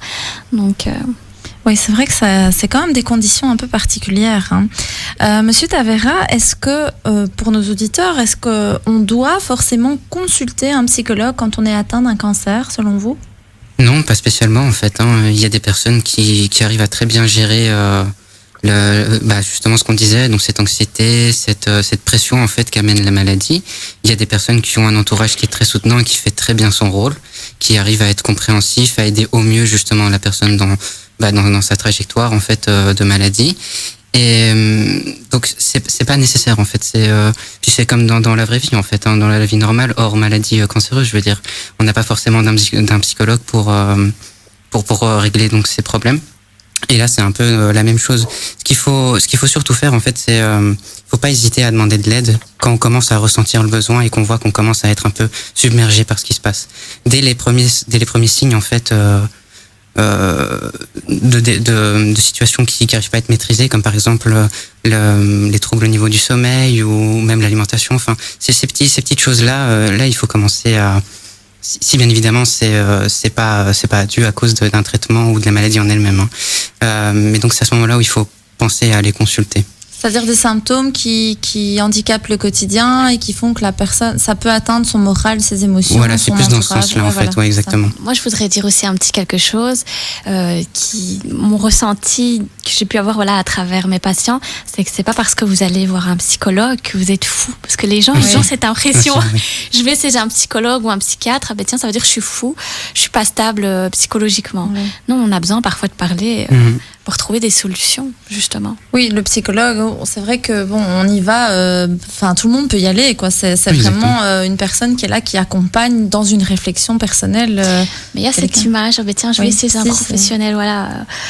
Tiens, je suis fou. Mais moi, j'ai des patients. C'est vrai qu'en général, ils disent je suis chez le docteur. Hein. Ils disent pas je suis chez la psychologue. Je suis chez le docteur. Et même quand ils m'appellent, c'est docteur Leblic. Je suis pas docteur, c'est Madame Leblic. Donc, et que la famille également n'hésite pas, parce que parfois ils se mettent cette barrière en se disant je ne peux pas faire appel. Voilà, ma mère ou ma sœur ou ma tante ou voilà. C'est tabou. C'est tabou. C'est un peu tabou. Il y en a aussi qui se sentent pas légitimes en fait de demander de l'aide parce qu'ils se disent c'est pas moi en fait le malade et j'ai pas à faire la victime en fait. Alors que si on a un problème, on a un problème. Faut pas hésiter. Si on souffre, il faut pouvoir reconnaître sa souffrance. C'est déjà une première étape en fait. Hein. Donc, Monsieur Bouimet, vous êtes d'accord avec ce qui est dit ici par rapport au fait de pouvoir, que les démarches sont parfois pas évidentes pour aller voir un psychologue? Alors tout à fait, c'est vrai que au début, on pense pas vraiment à un psychologue quand on est diagnostiqué d'un cancer, on se dit que c'est pas... on n'y pense vraiment pas en fait. Parfois il y a les médecins qui oublient peut-être de le mentionner si vous en avez besoin, mais pendant le traitement, donc après quelques mois qu'ils ont commencé le traitement, ils en parlent. On oublie ce côté-là en fait, et on oublie que le patient ne va probablement pas tout dire aussi à son entourage. Il y a beaucoup de choses qu'ils préfèrent garder pour soi, et donc ils ont besoin d'en parler pour se sentir un peu mieux. Donc c'est vraiment très important, je trouve, de parler un peu de tout, et de peut-être pas faire un suivi complet, donc mais de rencontrer le psychologue de temps en temps, en parler un peu, ça peut les soulager. Oui.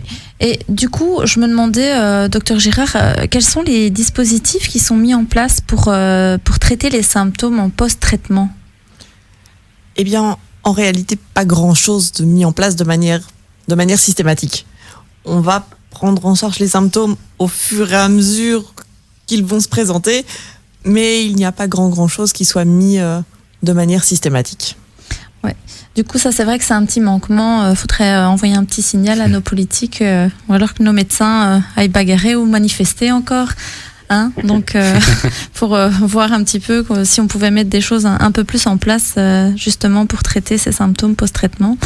Est-ce que éventuellement, on pourrait avoir quelques recommandations, Monsieur Tavera, pour les personnes qui souffrent de cancer, en tant que psy, qu'est-ce qu'on pourrait recommander à ces personnes ? Qu'il faut pas hésiter en fait à demander de l'aide si c'est nécessaire pour eux, s'ils en ressentent le besoin. Il y a des services qui sont très compétents et qui existent, comme par exemple le service de psycho-oncologie à Bordeaux, que je connais tout particulièrement. Et faut pas en fait minimiser les symptômes non plus. Faut pas se dire c'est normal que je sois fatigué, c'est parce que j'ai le cancer. Non, si on arrive à prendre en charge un symptôme le plus tôt possible, c'est mieux. Pourquoi ? Parce que ça permet aussi de mettre en place quelque chose en fait pour répondre à ce symptôme et essayer justement de l'éliminer le plus tôt possible en fait. Ce qui va permettre à la personne de mieux vivre son combat. Donc c'est vraiment faire appel aux professionnels le plus rapidement possible. Oui, voilà. C'est un peu comme sentent le besoin. Là, c'est au niveau psychologique. Tout à l'heure, docteur Girard disait, même par rapport au cancer, de pouvoir le détecter le plus rapidement possible. Ça, c'est vraiment essentiel finalement pour la prise en charge. Je me dirais, qu'est-ce qu'on pourrait peut-être, docteur Girard, conseiller à nos malades en cette période de Covid ? De ne pas hésiter à aller suivre leur traitement, à contacter leur médecin s'ils ont la moindre question, le moindre souci. Alors voilà, les conditions sont plus complexes pour atteindre les professionnels de la santé, il est vrai, mais on répond. Donc ça dépend quel professionnel. Il y a des médecins qui sont là, mais il y en a d'autres qui ne sont pas là. Et ne pas hésiter à contacter pour nos malades, son oncologue, et si l'oncologue ne répond pas, son médecin traitant. Contacter les gens. Ne pas hésiter à se dire, c'est pas parce que on est en période Covid qu'un symptôme est moins important. Ou qu'une prise en charge est moins importante. Donc, contacter quelqu'un et ne pas hésiter et ne pas se dire, comme parfois se disent les patients, les médecins sont tous débordés par le Covid et donc on ne va pas les déranger. Nos patients ne nous dérangent pas.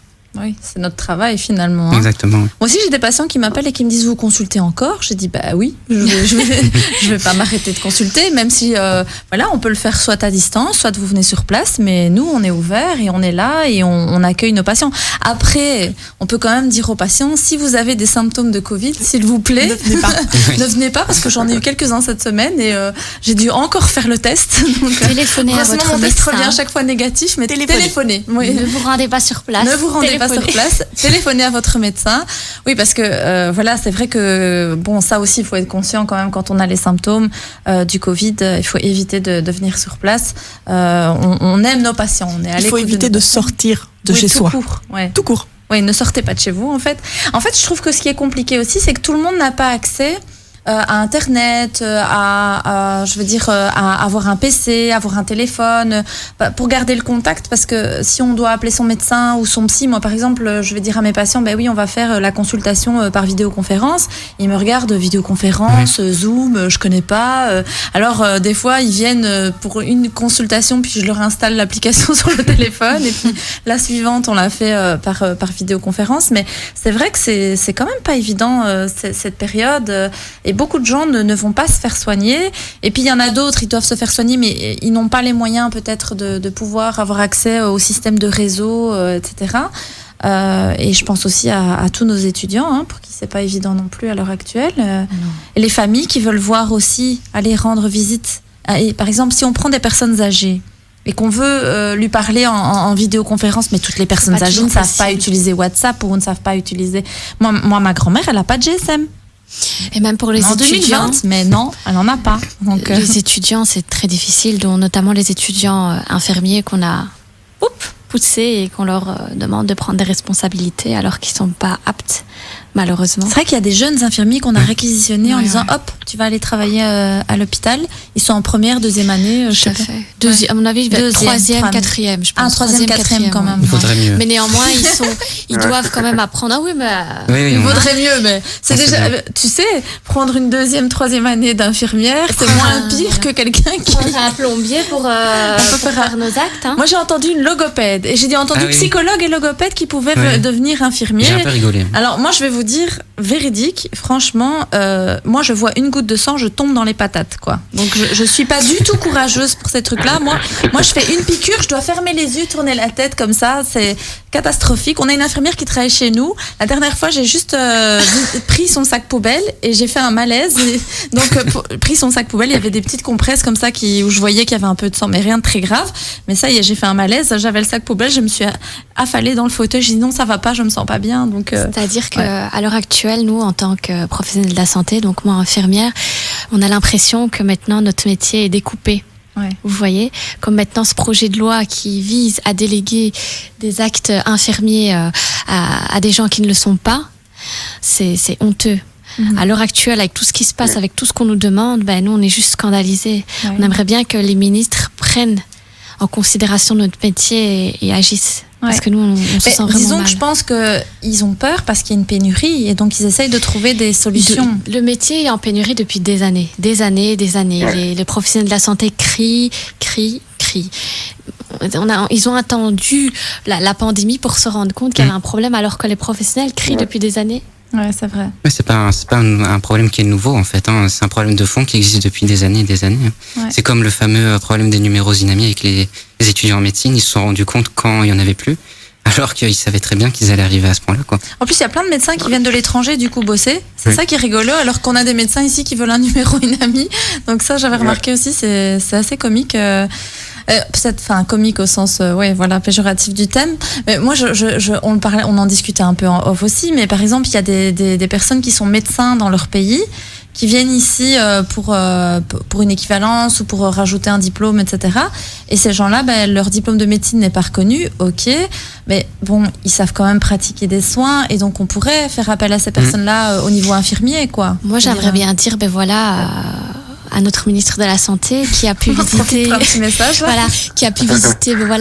qui avait été très ému en visitant le Mont Légia, qui avait versé des larmes en se rendant compte, de notre vie au quotidien, d'agir enfin, d'agir et de prendre ses responsabilités parce qu'à un moment donné, il y aura plus personne. Ouais, et ça va vraiment arriver parce qu'il y a un ras-le-bol des professionnels de la santé. Mais en première ligne, c'est vrai qu'on doit gérer beaucoup de choses actuellement. Le Covid ne facilite ni les psychologues, ni les infirmières, ni les médecins. Je pense que de toute façon, si on fait ce métier, c'est qu'on est passionné. Moi, je suis passionnée. Voilà, c'est qu'on aime ça. Mais et je crois que le travail en soins palliatifs avec des personnes en oncologie, c'est un travail très particulier parce que comme vous disiez, on n'est pas là dans le soin ou la guérison, on est dans l'accompagnement, clairement. On n'est que dans l'accompagnement. À tous les niveaux. Et on peut se sentir aussi impuissant et on doit travailler sur cette impuissance. Et même pour les familles, ça ne doit pas être évident. Monsieur Bouimad, est-ce que vous auriez, vous, des conseils pour les proches qui sont atteints de cancer ? Alors, je pense qu'on l'a dit tout à l'heure, mais je vais le redire parce que c'est très important. C'est surtout n'hésitez pas d'en parler, c'est le plus important parce que il y a toujours cette sensation d'impuissance et ça va toujours rester comme ça. Je pense c'est très difficile de l'enlever entièrement. N'hésitez pas d'en parler, n'hésitez pas de demander aux médecins à l'hôpital. Donc, je trouve ça c'est très intéressant. Par exemple, à l'Institut Jules Bordet, il y a beaucoup de spécialités qui viennent donc voir la famille proposer leur aide. Ça, c'est très intéressant. Il y a aussi l'infirmière qui suit le patient et donc qui est en contact avec la famille du patient, vous pouvez vous adresser à elle pour lui demander des conseils. Donc, parler avec les diététiciennes, les psychologues, etc. C'est le plus important et donc ça peut vous soulager, ça peut vous aider. C'est de pouvoir faire appel à l'équipe pluridisciplinaire. Donc ça rejoint un peu ce que Dr Girard disait. Il ne faut pas hésiter à faire appel aux professionnels de la santé, à poser des questions. Ils sont là. Les patients ne nous dérangent pas et ils sont là pour répondre à vos besoins et à vos questions. C'est leur travail. Donc, Madame Oumalel, un dernier mot peut-être pour clôturer tout doucement cette émission. Je dirais vivez votre vie, profitez de vos proches. Profitez de ces petits bonheurs au quotidien parce que la vie est courte. La vie est très courte. Monsieur Tavera, une petite recommandation? Donc comme je l'ai dit, si vous avez un problème, il ne faut pas hésiter à contacter les équipes professionnelles en fait, qui sont à votre disposition parce que c'est pour ça qu'elles sont là en fait. Docteur Gérard, un petit mot pour clôturer l'émission? Eh bien, je dirais essayez de ne pas vous exposer aux toxiques pour essayer de limiter les risques de cancer et favoriser le dépistage parce que comme on disait, au plus tôt, au plus simple à soigner. Oui, tout à fait. C'est clair. Je vous remercie tous d'avoir été présents dans cette émission aujourd'hui. Une belle émission, aussi très chouette de voir autant de professionnels impliqués et qui aiment leur métier. C'est ce que j'aime aussi dans cette émission Santé pour tous. Chers auditeurs, vous pouvez nous suivre sur notre page Facebook Santé pour tous. Je vous dis à samedi prochain de 14 à 16h. Et donc, profitez, amusez-vous bien, profitez de la vie, même avec le Covid, aimez-vous et mangez sainement. Bonne journée.